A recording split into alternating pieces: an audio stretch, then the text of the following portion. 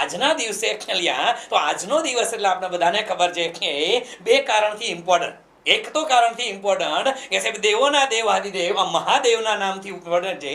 આજે મહાશિવરાત્રિનો પર્વ છે, તો આ બધા જ વિદ્યાર્થી મિત્રોને મહાશિવરાત્રિની ખૂબ ખૂબ શુભેચ્છાઓ. અને મારો ભોળિયો નાથ જે માગો ને એ બધું આપી દે એવો આ ભોળિયો નાથ છે, તમારા બધા જ વિદ્યાર્થીઓની મનોકામના પૂર્ણ કરે એવી ભોળાનાથના ચરણોમાં આજના દિવસે મારા તરફથી પ્રાર્થના છે.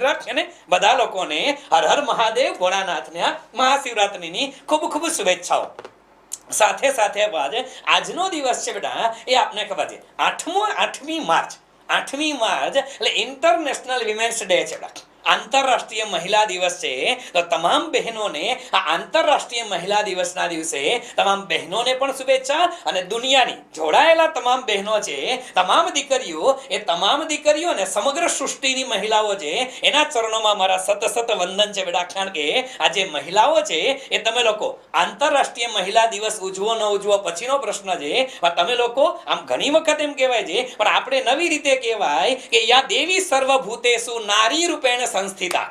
યદેવી સર્વભૂતેષુ નારી રૂપેણ સંસ્થિતા. નમસ્તસ્યે નમસ્તસ્યે નમસ્તસ્યે નમો નમઃ.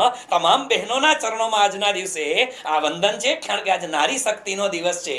અને તમામ બહેનોના ચરણોમાં વંદન સાથે બધા બહેનોને એ પણ શુભેચ્છા કે દીકરીઓ તમારા ભવિષ્યની અંદર જેમ જે તે વખતે પાર્વતીજીએ એક સંકલ્પ કરેલો હતો કે મહાદેવ જોડે લગ્ન કરવા છે, આ બધી જ દીકરીઓના તમારા પતિદેવ મહાદેવ જેવા પતિ મળે એવી બધા બહેનોને શુભેચ્છાઓ. અને જેના લગ્ન થઈ ગયા છે એ બહેનોના પતિદેવ મહાદેવ જેવા થઈ જાય એવી તમને બધાને શુભેચ્છાઓ છે. આ મહાદેવ જેવા એટલા માટે કારણ કે ઘણા બધાને વિચાર આવે કે મહાદેવના લગ્ન થતા હતા. આજનો દિવસ એટલા માટે ઇમ્પોર્ટન્ટ છે, ઘણી બધી દંતકથા છે. આજના દિવસ માટે ઘણી બધી દંતકથા છે કે આજના દિવસે જ ભગવાન શિવ જે છે કે એ લિંક સ્વરૂપે પ્રકટ થયા હતા. અવતાર નથી બેટા, રામ છે અવતાર છે બેટા, રામ અવતાર છે, કૃષ્ણ અવતાર છે, પણ મહાદેવ છે એ કોઈ અવતાર નથી. આજના દિવસે શિવલિંગ દ્વારા એ લિંક દ્વારા પ્રકટ થયેલા હતા એવું પણ માનવામાં આવે છે. બીજી દંતકથા એ પણ છે કે આજના દિવસે મહાદેવ જે છે એના પાર્વતીજી સાથે લગ્ન થયા હતા. મહાશિવરાત્રિની રાત્રે પાર્વતીજી જોડે લગ્ન થયા હતા. અને એ મહાદેવની ભોળિયાનાથની જાન જાતી હતી. એ જાન જાતી હોય અને જેમ રામાણી સાહેબની આ કાર્યક્રમ હોય અને રામાણી સાહેબના વિદ્યાર્થીઓ આવતા હોય એવી રીતે આ મહાદેવની જાન હતી. તો મહાદેવની જાનમાં ભૂતળા આટા મારતા હતા. આ બમ બમ બોલે કરતા કરતા હર હર મહાદેવ અને ભૂતળાઓ જાન જોડીને ગયા હતા. અને ત્રણે લોકમાંથી લોકો મહાદેવની જાન જોવા માટે નીકળ્યા હતા. આપણે વરઘોડો નીકળે ને વરઘોડો નીકળે તો એ વખતે મહાદેવનો વરઘોડો નીકળ્યો તો ભૂતળાઓ જાનમાં નાચતા હતા.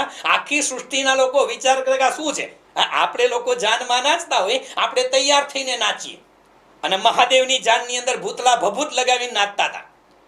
ભભૂત લગાવીને નાચતા હતા. અને છતાંય એની અંદર આખું ગામ ત્રણે ત્રણ લોક આ મહાદેવજીનો વરઘોડો જોવા નીકળ્યા હતા. અને કદાચ તમને ખબર એક નાનકડું હતું એ વખતે સોંગ મેં ક્યાંક સાંભળેલું હતું.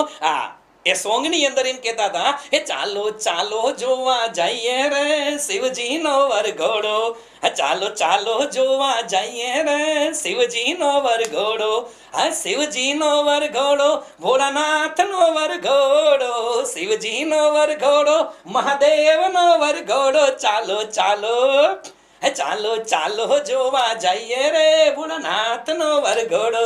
આ બધા વરઘોડો જોવા માટે જતા હતા બધા. મહાદેવનો વરઘોડો જોવા માટે બધા લોકો જતા હતા.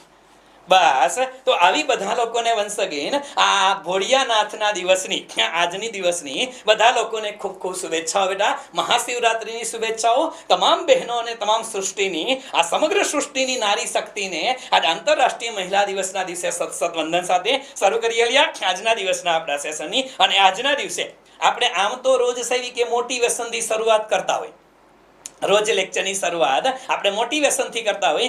આજના દિવસનું જે મોટિવેશન છે ને એ આ સાક્ષાત ભોળિયો નાથ છે. સાક્ષાત ભોળિયો નાથ છે. કારણ કે એક દંતકથાની અંદર એવું પણ લખેલું છે કે જ્યારે સમુદ્ર મંથન ચાલતું હતું અને સમુદ્ર મંથનના દિવસે જ્યારે વિષ નીકળેલું હતું ને એ આજનો જ દિવસ હતો મહાશિવરાત્રિનો દિવસ કે એ દિવસે ભગવાન શિવે એ વિષને પોતાના ગળામાં રાખી લીધું હતું.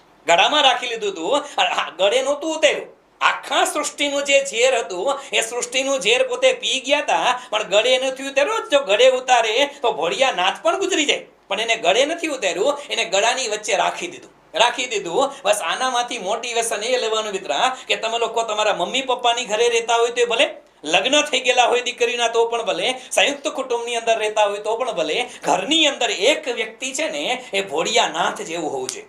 ઘરની અંદર બેટા એક વ્યક્તિ, કા કોઈ સ્ત્રી, કા પુરુષ, કા દીકરો, કા દીકરી, કા પુત્રવધુ, એક વ્યક્તિ ઘરમાં ભોળિયા નાથ જેવું હોય ને કે આખા ઘરનું ઝેર છે એ પોતે ગળે ન ઉતારે, પી જાય. આખા ઘરનું ઝેર પી જાય, પોતાના ગળે રાખી દે ને, આવા વ્યક્તિત્વ તમે ભવિષ્યની અંદર બનો ને બેટા, તો કુટુંબની અંદર કોઈ દિવસ પ્રોબ્લેમ નહીં થાય બેટા.